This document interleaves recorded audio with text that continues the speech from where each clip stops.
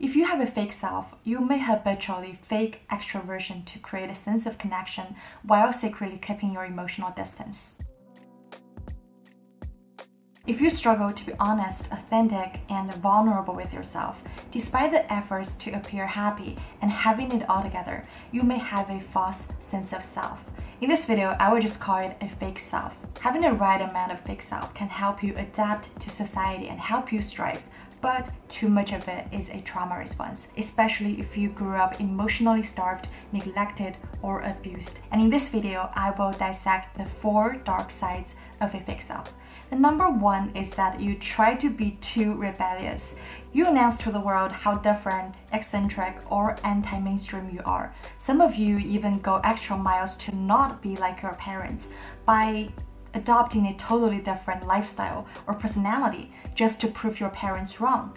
But from a psychoanalysis perspective, too much disidentification is also a way of identification. Are you feeling what I'm saying? When you're rushing to tell everyone to claim certain traits of yours, to claim certain way of living by being not like your parents, you're actually subconsciously already identifying with them, but you discarded them deep down. Underneath the seemingly assertive decisions you've made, you're actually very unsure at the bottom of your heart because you need audience, you need outside people to help assertify your stance or your decisions.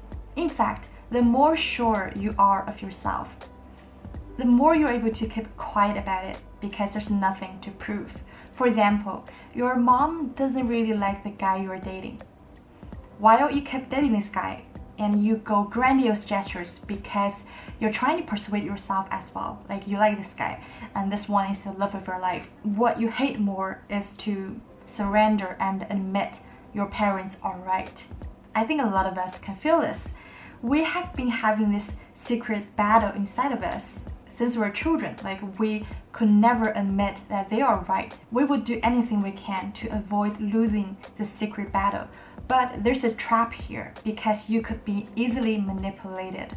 So before you go on, announcing something, making huge grand gestures about something, make sure that it's coming from you, not you're up against someone. That is why often the silent one has more of the power because there's nothing for them to prove anymore. The second dark side is that you may be an amateur in giving.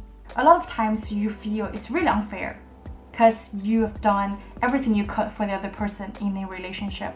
You have poured your heart and soul into a relationship, but somehow they're running away from you. You couldn't really figure out why your loving gestures are driving them away. When you have too thick a layer of fake self, when you say that you love someone, you care about someone, okay, what I'm about to say may piss off a lot of people. You're actually coming from a place of insecurity and anxiety. You're only seeing others through your own projections, unfinished fantasies, unfinished dreams, your own insecurities, wishes, and past traumas. You're not actually seeing them as they are. So let me explain. One day your son came home and told you that he got into an argument at school. So there are 2 options here. Number 1 is that you would jump in immediately and confront the other kid at school, making a really loud scene because it's coming from your guilt. You feel like you have failed as a parent because you haven't paid enough attention to your child at school. And also, it may evoke some of your anger or fear when you're a child, when you're being bullied. It's actually not about your son anymore. It's about you. It's about your projections and your past trauma. The second option here is that you would sit down and you would listen closely to your son, what emotions he has, what he feels about the situation, how he wants to resolve it, and what advice or what actions does he need from you. In this way, you're actually hearing what he wants, not what you want. And the more he feels seen and heard, the more he will be able to open up to you and creating more emotional intimacy with you. And this actually goes for all kinds of relationships. So 2 different ways of handling this could create completely opposite way of how close you can get with this person. How you handle one situation actually says a lot about you as a person, how in touch you are with your real self. Coming from a fake self, it compromises your ability to give out love and create real emotional closeness. The third dark side of a fake self is that you often fake extroversion, habitually to create a sense of connection, especially in social occasions when you're surrounded by new people, while secretly you're actually keeping your emotional distance. So you go smooth transition into a charming and easygoing facade without truly letting others in, being authentic and vulnerable because it risks you getting hurt, getting rejected. For people who grew up emotionally neglected or abused, it often becomes our personality to carry this label of extroversion, this big smile on our face, because maybe in the childhood, it wins us love and attention. But even if the world perceives you to be sweet, confident, charming, and easygoing, you couldn't be persuaded yourself. You know it's all fake. You know that it's all for show, because you could feel the emptiness and sadness when you're by yourself. I talk a lot about this emptiness inside. This is especially a problem for people who have attachment trauma. It means that if you suffer relationally when you're growing up, when you don't find your attachment figures to be secure, reliable, you start to cultivate this fake sense of self. You think the whole world wouldn't really love you or accept you, but it's actually coming from the model. It's how it felt in the past. It doesn't have to be how you feel towards yourself right now or in the future. I know it's too much to ask to have you just drop that fake layer of yourself, because all your life, basically what you've learned is that you have to seek reassurance from the outside to be safe, to know who you are. You may even, like how I used to do, I used to take notes. I observe people. Like, number one, always smile because it makes you look accessible and popular.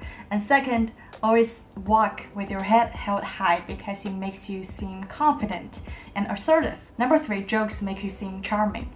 I did all of those things. I checked them all of my list. But still, for the past couple of years, I never felt who I was. I never really felt it. I never really believed it myself. If you wanted to heal, maybe lean in step by step towards the emptiness, towards the sadness that you're running away from in the first place. And step by step, get to the real self. Start to drop those protective layers because they actually make you seem more unreal over the years. Let me know if you're interested in learning about how to cultivate the real sense of self. So the fourth dark side of a fake self is that you become a striving go-getter. The biggest challenges nowadays for people is not to do difficult tasks. It's not to do anything, because you find that during unstructured time, emptiness and anxiety tend to surface. Then it is actually the fake self that's fueling your compulsive striving. Every waking minute, you become super busy. You become the guru of self-improvements. Maybe top-notch company by day, an MBA degree by night, or you become the master in time management because you need those labels to make you feel worthy. Maybe when you check up that fall schedule every day, you feel this sense of achievement, but you know it's only temporary before the anxiety and emptiness start to surface again when you're not doing anything, when you're trying to rewind and chill. That is why you can never relax and just not do anything. That's why a lot of celebrities, they cannot stand the low after the high. They have to constantly update their social media to gain attention. They have to use substances, they have to slip around or spend in squander so that they could finally win a little bit of attention and a sense of worthiness. That is also what's going on in a lot of families nowadays. We learn very young that if we behave well, if we be like how mommy wants it to be, do like how dad wants it to do, then we can keep their attention on us. We can keep that smile on their face a little bit longer. So we learn very young to strive to perfect ourselves. But when we fail to meet those unattainable standards, we attack ourselves. We feel worthless. We turn hostility inward to ourselves, just like how our parents made us feel when we were children. So to heal, you need to understand that we are never the problem. It's never us. It's that we are never showed. First, love doesn't need to be earned. And second, it's okay to just be. When we learn to lean in, when we start to change the relationship we have with the real sense of self, not the fake self, relationship with others will naturally fall into its places. I'll see you in my next video. Bye bye.